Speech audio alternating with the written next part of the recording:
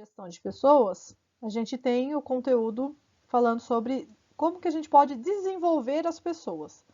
Então, os métodos de desenvolvimento de pessoas. Então, dentro desse assunto, nós vamos ver todas as formas de que a gente pode adquirir novas competências, novas habilidades, se desenvolver.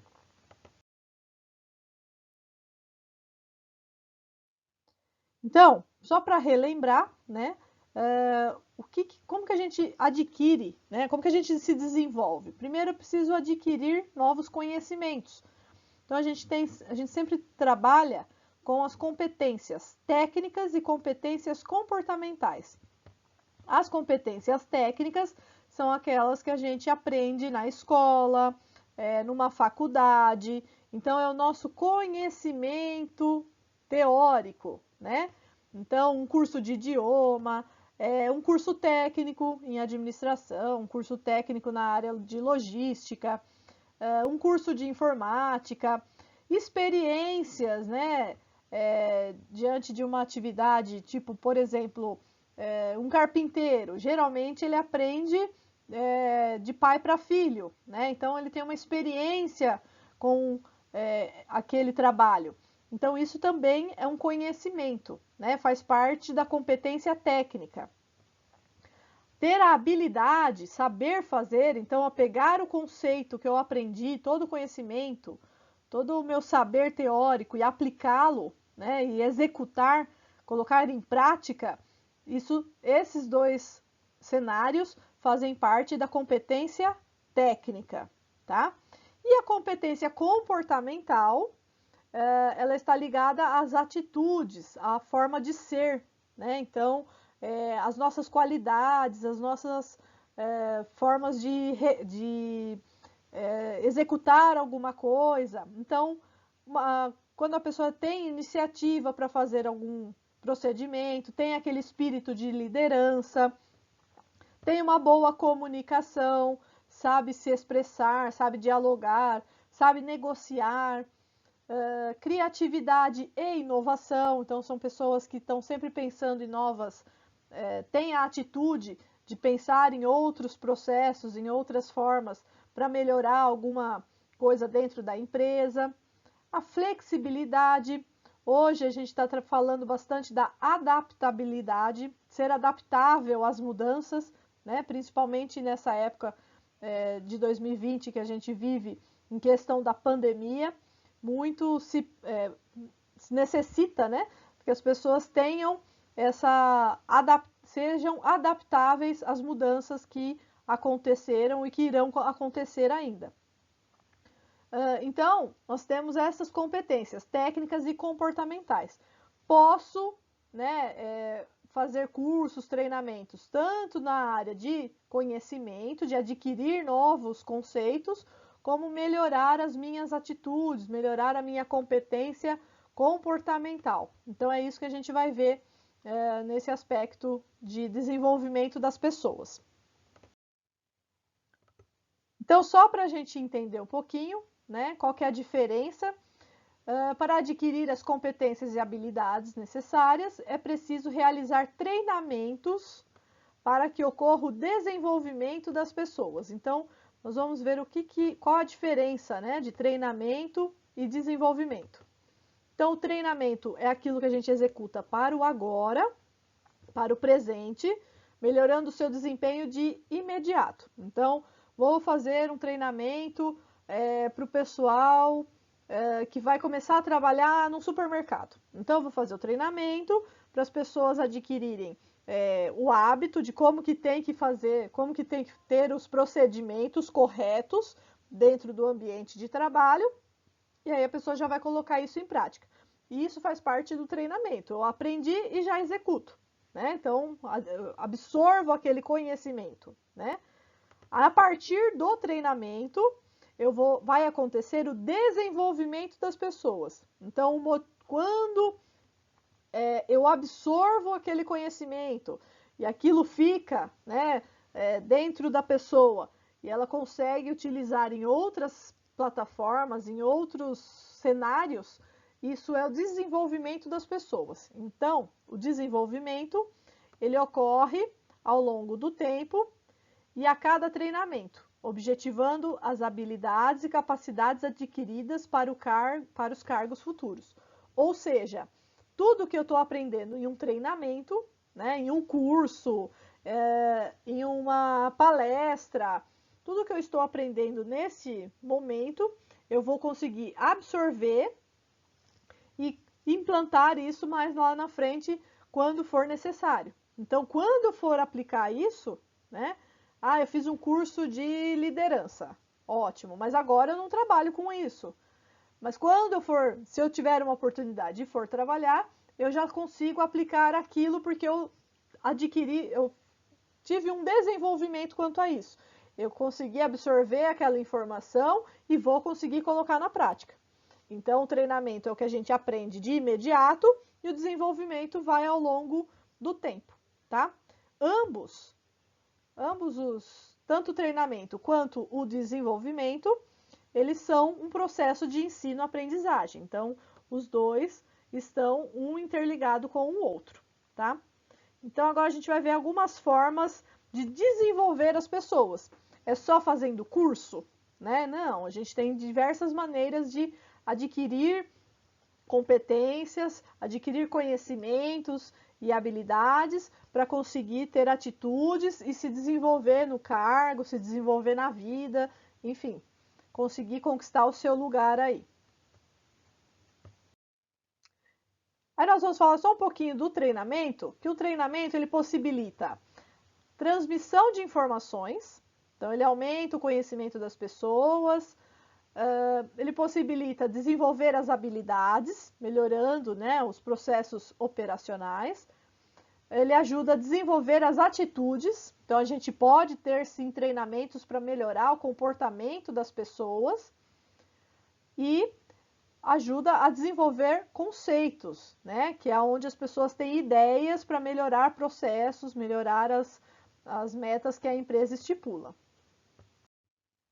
Um processo de treinamento, ele é cíclico, né? Ele tem 4 etapas. Então, ele tem a etapa do diagnóstico, que é a primeira parte, que é onde a gente vai verificar qual a necessidade de um treinamento. Aí eu vou ter a etapa de desenho, que é a etapa de planejar, né, todo o treinamento, quanto tempo vai levar, para quem que vai fazer o treinamento,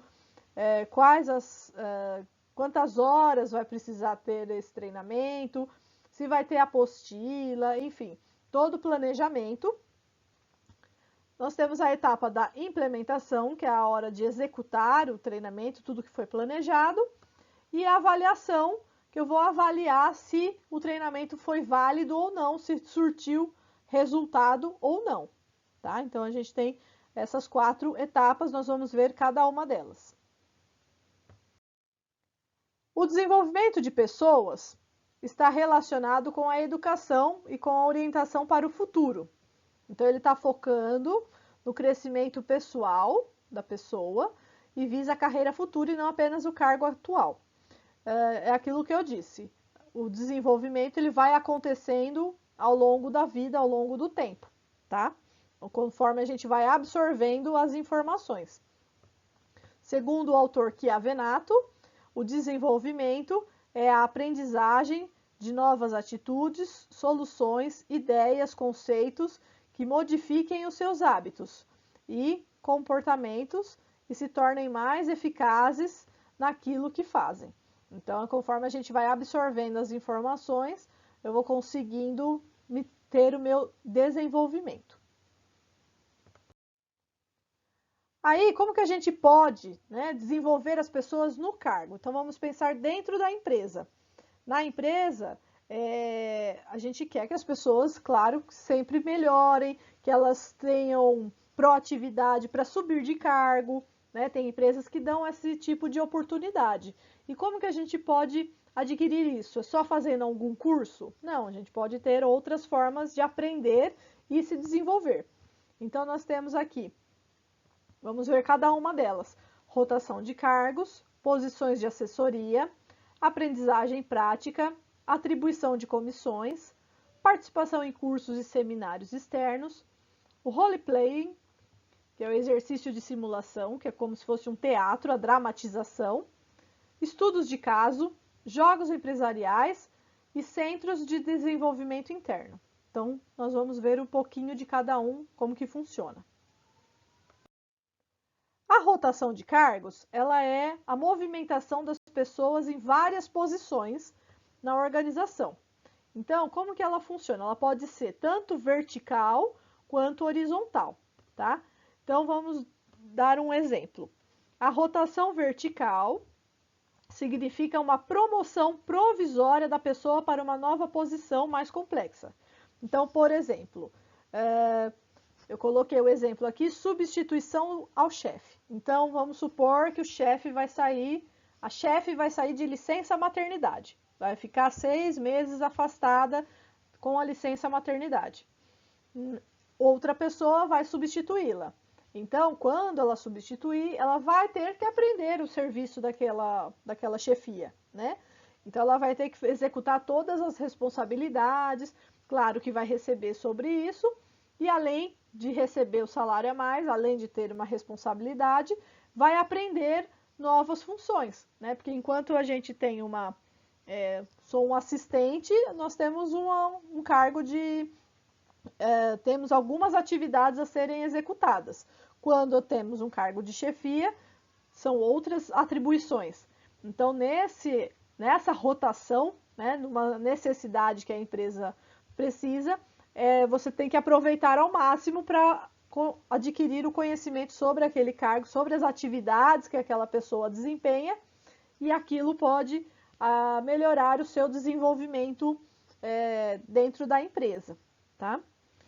E aí nós temos a rotação horizontal, que ela funciona como uma transferência lateral de curto prazo, para absorver conhecimentos e experiências da mesma complexidade. Nesse caso aqui, um exemplo que pode ser dado, por exemplo, a pessoa é um auxiliar administrativo e trabalha no setor da folha de pagamento. Maravilha! Aí a empresa vai fazer rotação de cargos para que todo mundo aprenda todas as funções, para evitar, por exemplo, se alguém saiu de férias, quem for substituir já saiba o que tem que ser feito e você vai adquirindo o seu desenvolvimento. Então, é bom para ambas as partes, né? Então, eu trabalho na folha de pagamento, vou para o setor, dentro do RH mesmo, mas para a área de treinamento. Então, eu deixo de fazer cálculos de folha e vou participar da área de treinar as pessoas, né, de executar o treinamento. Então, isso é uma forma também de rotação de cargos horizontal. Vou para a mesma função, só que em departamentos diferentes, tá?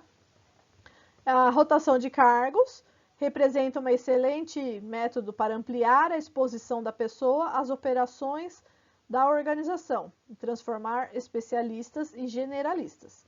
Ela permite o aumento das experiências individuais e estimula o desenvolvimento de novas ideias. Então, quando a gente aprende coisas novas, né, aprende experiências novas, isso faz com que a gente automaticamente tenha um bom desenvolvimento dos conhecimentos adquiridos. Aí aqui nós temos as posições de assessoria. Nesse caso aqui, significa dar oportunidade para que a pessoa com elevado potencial trabalhe provisoriamente sob a supervisão de um gerente bem-sucedido.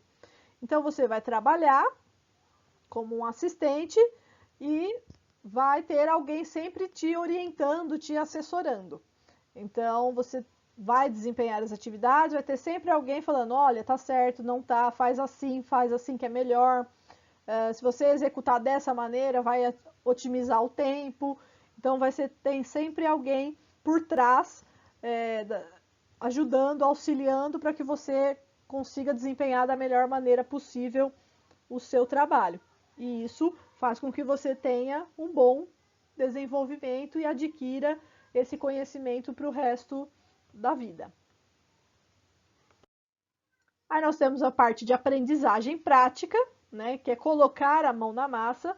Então, existem os treinamentos, né, vai acontecer um treinamento, geralmente em tempo integral, e aí as pessoas vão ter que colocar a mão na massa, né, vão ter que executar. Geralmente essa aprendizagem prática acontece em trabalhos que são práticos. Então, por exemplo, quem trabalha numa farmácia de manipulação, né? Então, ela tem que saber manipular as matérias-primas para transformar em remédios.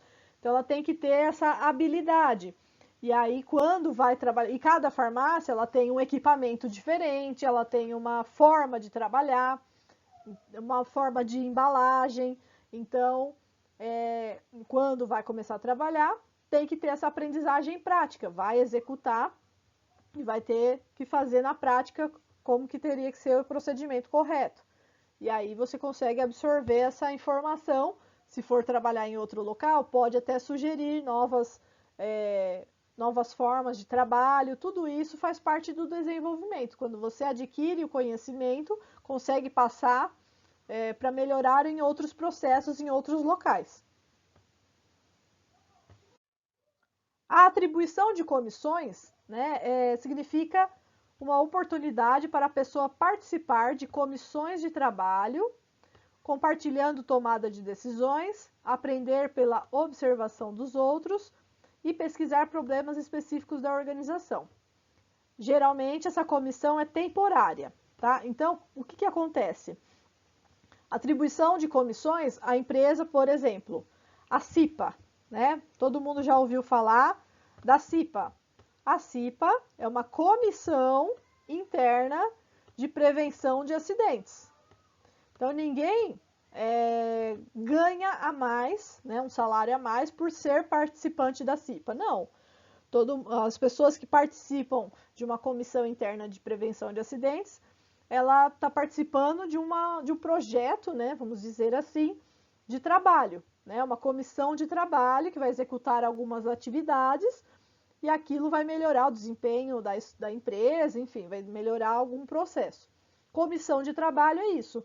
Você vai ter outras responsabilidades, outras atribuições referente a algum caso específico, e aí com isso você vai ter que resolver, claro, e nessa resolução você tem um aprendizado, né? Conforme você vai ajudando a resolver, isso vai melhorando o seu conhecimento, né? Então, por exemplo, na escola nós sempre temos comissões de professores para alguma atividade. Então, vai ocorrer eleição para direção.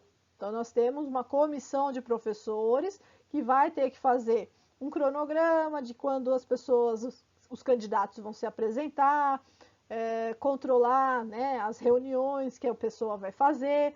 Então, tem uma comissão de trabalho que vai fazer isso. Acabou o período do processo, acaba a comissão.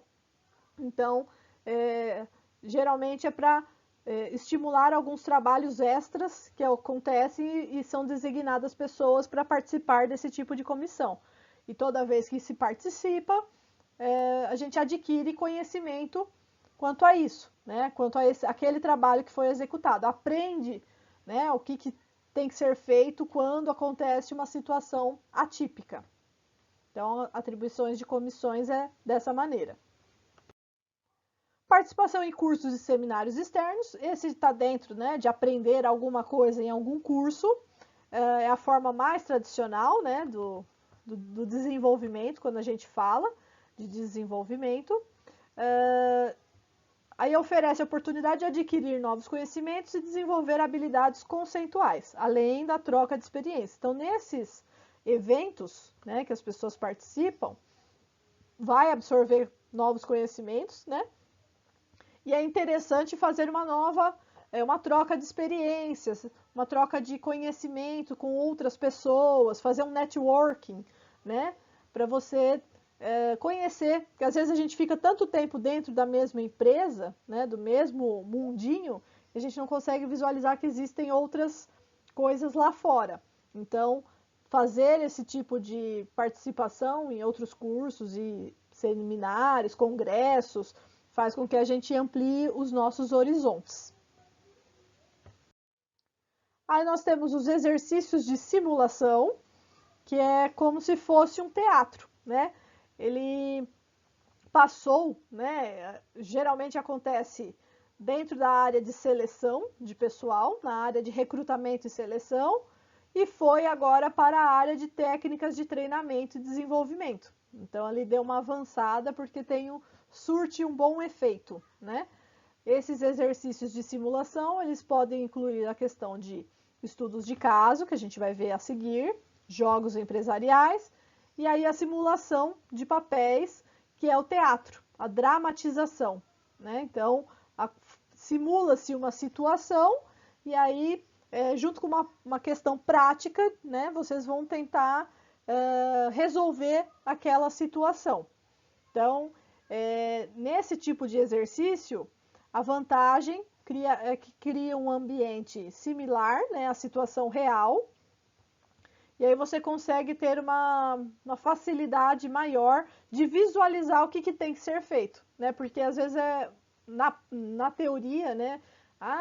Aconteceu uma briga, vamos, por exemplo, uma briga entre funcionários. Como você lidaria?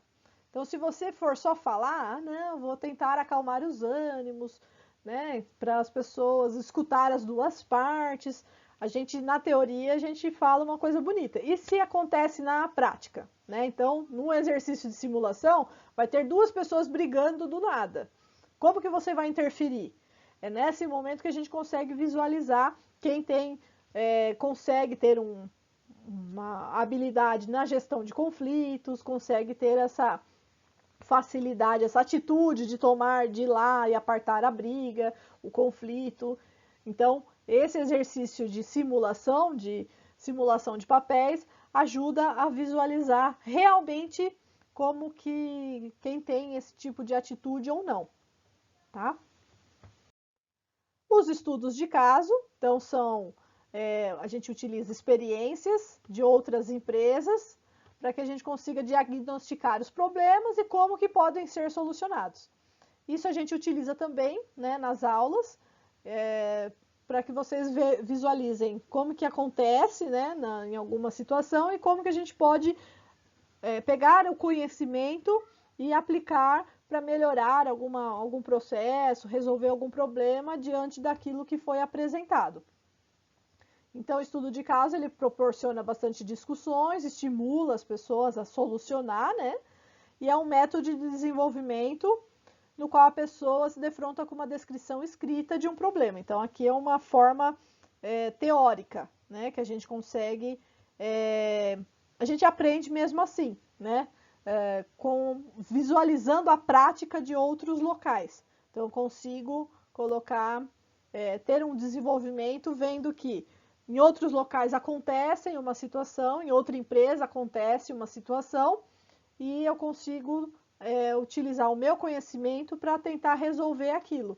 Então, estudo de caso acontece dessa maneira. Os jogos empresariais, né, eles são uma forma lúdica, né, de entender um problema da empresa e melhorar aquele aspecto, né? São técnicas de desenvolvimento nas quais as equipes, geralmente se trabalha com equipes para fazer esses jogos, competem umas com as outras, tomando decisões a respeito de situações reais ou simuladas na empresa. Então, é uma forma gostosa, né, de entender um problema e tentar resolver. Então, tem algumas empresas que utilizam esse tipo de jogos empresariais para conseguir resolver uma situação, geralmente na área de negociação ou de condução de equipes, de liderança.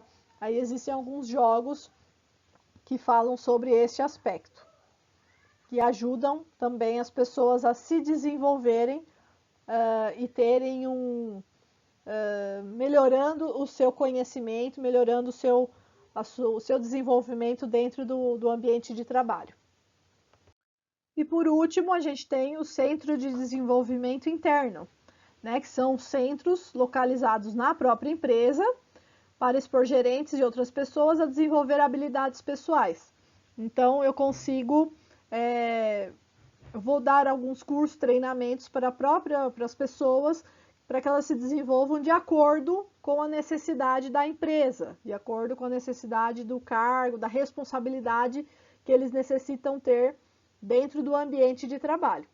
Então, são outras maneiras, né? A gente chama de universidade corporativa. Vou aprender algum conceito de alguma, né? Então, por exemplo, da área administrativa. Eu vou aprender sobre gestão do tempo. Maravilha! Só que eu vou aprender as técnicas de acordo com o que a empresa necessita, né? Então, eu preciso que as pessoas se organizem com uma agenda eletrônica. Então, o foco vai ser de acordo com o que a empresa precisa.